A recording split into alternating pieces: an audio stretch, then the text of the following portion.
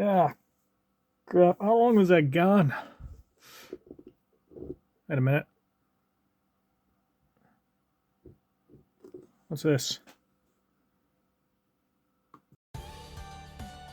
Ah, crap, not again. This video contains spoilers.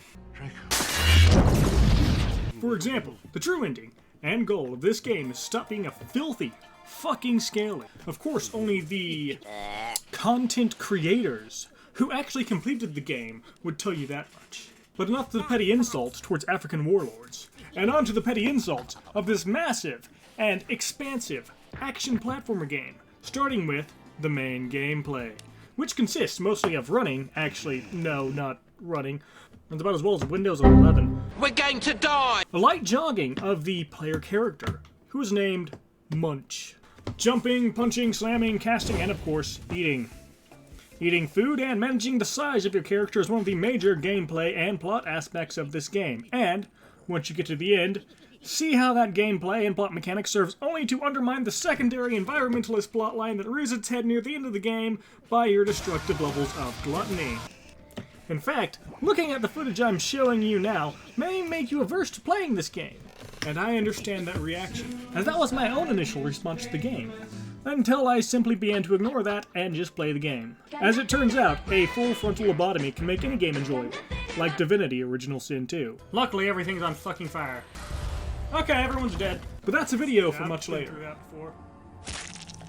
So that's the basics of gameplay. Now on to mechanics.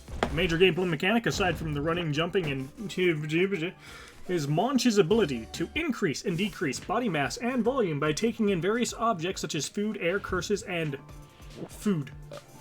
Oh my God!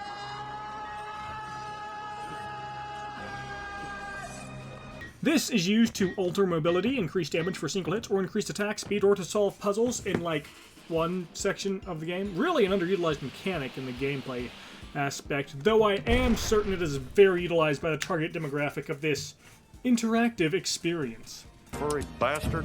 As previously mentioned, there are 3 things that can be used to increase your lizard size. Food, air, and curses, but out of all of them, the only one with use aside from the size increase is food, which provides fat. That can be used for healing, or burn for casting magics, of which you have 2 spells, a fireball, and an egg, and you can later unlock a homing fireball.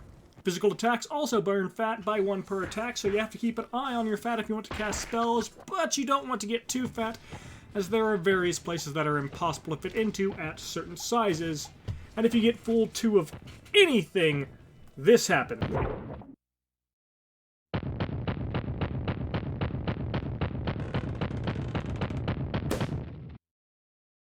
Unless it's slime, in which case it's sometimes this. And of course, the game is designed in such a way that there are multiple places that this is a risk. So don't get too close to your limit, which you can increase throughout the game. But you only increase it once through regular gameplay, aside from all the small incremental increases you get from doing shrooms. Despite the apparent size and scope of these mechanics, in actuality it's about as deep as a pint glass. Oh, that's not a pint glass. But of course, there is more than the main gameplay.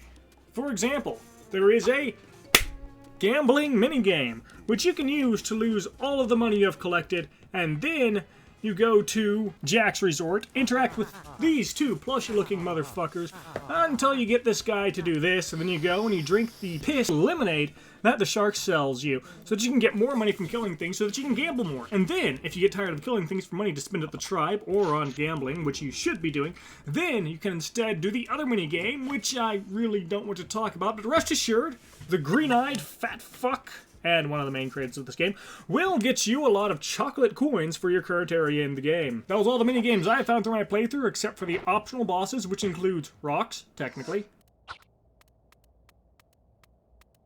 dragon, bees, wolf, though more may be technically optional, and you can find all these bosses and more as you go through the story, which begins in a tribal village, attempting to contact the spirits to summon a guardian. I'm the guardian.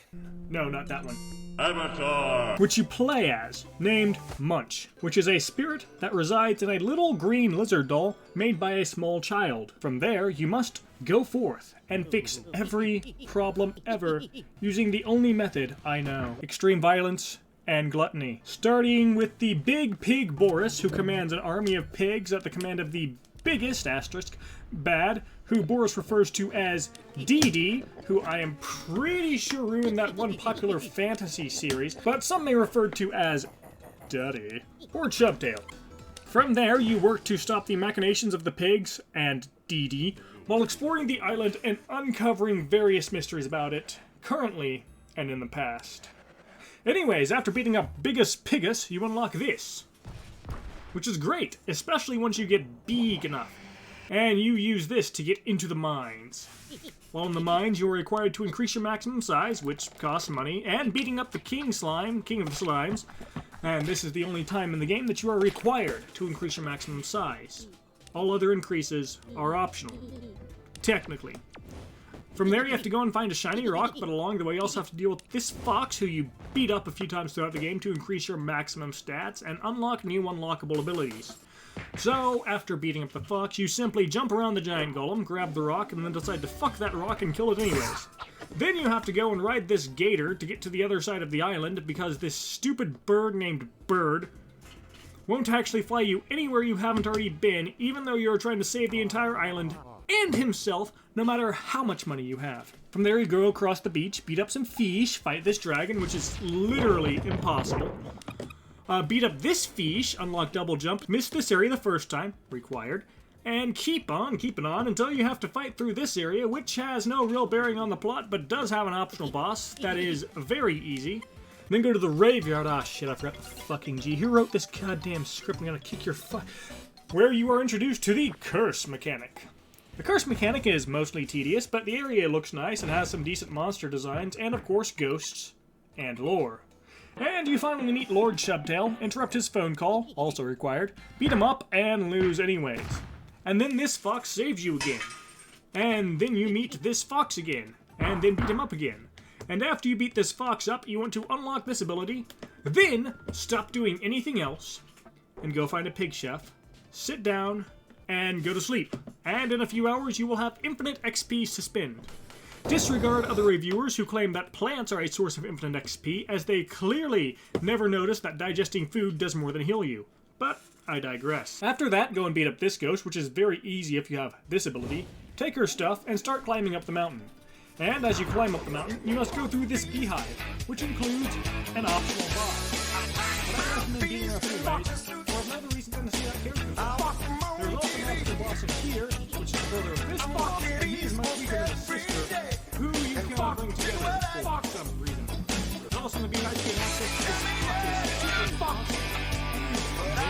End up near the top of the mountain, which is very snowy, but it's fine, as you are also a living space heater, according to this line here, which is said when a small child somehow is up here, thanks to the bird, named Bird, who lost her after dropping her off on a frozen mountaintop because he is useless and stupid. Absolute fucking bird brain. From there, you finally make it to the dreaded castle of Lord Chubtail, where you get to fight this fox one last time. Enter the castle and choose whether or not to consume this bowl, which has no real consequences either way. From there, fight your way to the top, talk with some tourists, and beat up Daddy Chubtail, who has 2 phases, each one bigger than the last. After that, you can get the incorrect ending. However, you're not very likely to, as even on the first playthrough, the game almost points you to the true ending anyways. So I had to go out of my way to record this ending, which is where the island sinks, but your village escapes, so it's fine. The second wrong ending, which I almost couldn't figure out, because clearly the devs didn't want you to actually have a bad end, is much sadder, as the island is safe, but little Yisya is seen making endless dolls trying to summon her guardian friend again, but he can never return.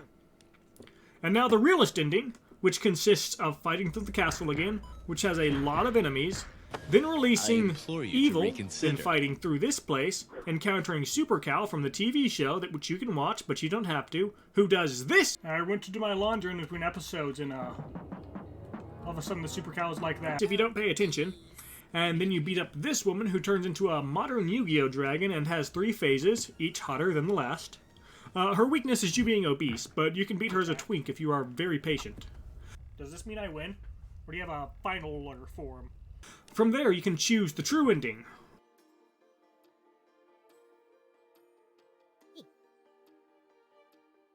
Or the third bad ending, it's up to you. And that is the shorter version of the story. There was a lot I couldn't cover, and a lot of nice characters I couldn't talk about due to time, and my own brain damage, but that's another game entirely. All in all, I suppose I should rate this game, starting with talking about the visual style, which I find rather pleasant to look at much of the time. The environments are nice to look at, the village and the beach look cozy, some of the monster designs are good, some however a bit more for a different target audience. Why do they have buttholes? But this nice visual design and art style are propped up, of course, by the music and sound, of which the music is generally pleasant and fits the area it's placed in.